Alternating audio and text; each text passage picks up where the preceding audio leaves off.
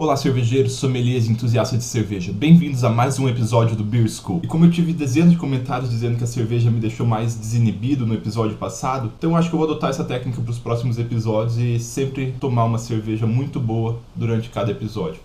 Hoje eu estou tomando essa daqui, uma cerveja Juízo, feita pelo meu amigo Henrique Perina. A gente está nessa jornada cervejeira junto, a gente começou junto e eu estou degustando agora essa Witbier dele.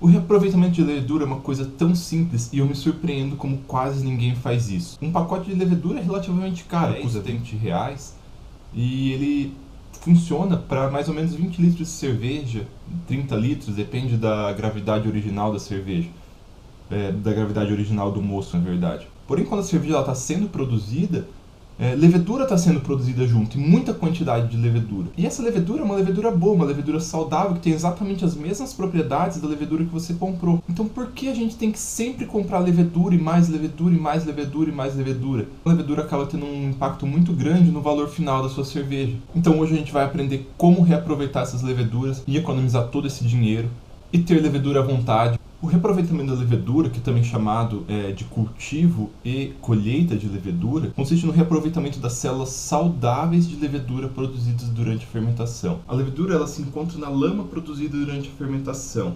Aquela parte fica no fundo do fermentador, geralmente suja e espessa. Porém, aquilo lá não é só levedura, aquilo lá tem um monte de coisas ruins lá dentro. Tem leveduras boas, tem leveduras ruins, tem leveduras mortas, tem resto de lúpulo que deveria ter saído durante o whirlpool. Então a técnica de reaproveitamento de levedura consiste em separar essa levedura boa, essa levedura viável, com características legais, toda essa coisa ruim. E essa técnica é chamada de lavagem. Então a gente vai ter a colheita da levedura e a lavagem da levedura. Quando a gente está falando de colheita de levedura, a principal coisa a se tratar é o tempo. Quando a gente vai colher a levedura? Assim que a fermentação acaba, as leveduras têm que começar a usar sua própria reserva de energia, e essa reserva de energia eventualmente um dia vai acabar.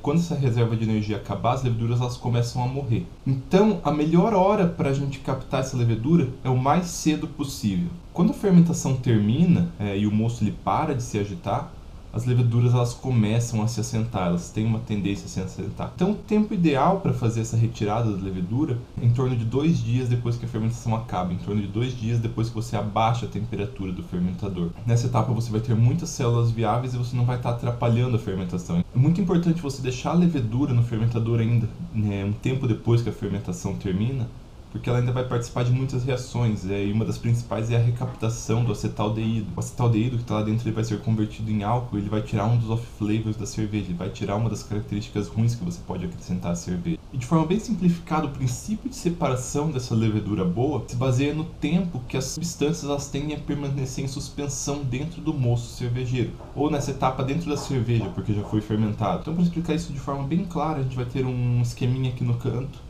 e a gente vai tentar representar tudo isso. Quando a fermentação acaba e cessa a agitação dentro da cerveja, as substâncias lá dentro que não estão dissolvidas, elas tendem a se assentar no fundo, porque elas são mais densas que o líquido. Para fazer uma forma um pouco simplificada disso, vamos resumir essas substâncias que tem dentro em 4 substâncias. A primeira série de compostos é a sujeira em geral que deveria ter saído na parte quente, durante o whirlpool. Composto por resto de lúpulo, resto de proteína, que nesse caso a gente está representando pelas substâncias em verde. Outra coisa que tem no mosto são leveduras ruins, leveduras não boas, leveduras que morrem cedo, leveduras que não gostam de trabalhar, leveduras preguiçosas. Essas leveduras preguiçosas ou mortas, a gente vai representar aqui pela cor marrom escuro. O terceiro grupo, representado em marrom um pouco mais claro, são aquelas leveduras que estão na média.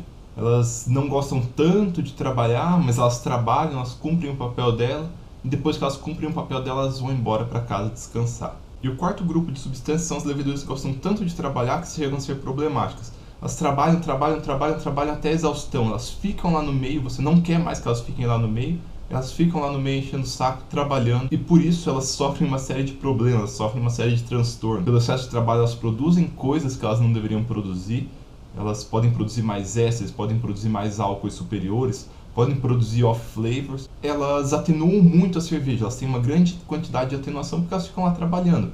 Então quando a fermentação acaba e começa o processo de decantação, a primeira coisa que sai do meio cervejeiro são as sujeiras. Por quê? Porque elas não têm nenhuma propriedade de ficar no meio, elas são muito densas, são proteínas de alto peso molecular, são restos de lúpulo. Então, assim que acabou a fermentação, ele sai com muita facilidade e vai para o fundo do fermentador, que é o que está representado aqui. Depois disso, que sai do meio são aquelas leveduras preguiçosas e as leveduras mortas. As leveduras preguiçosas, elas não querem trabalhar muito, então elas vão lá, atenuam um pouquinho da cerveja e já saem da cerveja. Depois disso vem aquelas leveduras que estão na média. Elas trabalharam, elas cumpriram o papel delas, cumpriram o dever, e agora elas vão para o fundo para ter seu merecido descanso. E enquanto a maioria das leveduras já está descansando, já está lá no fundo do fermentador, tem aquelas workaholic que estão lá ainda no meio, trabalhando, fermentando, consumindo açúcares que não são tão fermentáveis, que as leveduras não gostam tanto de consumir, e estão atenuando a cerveja.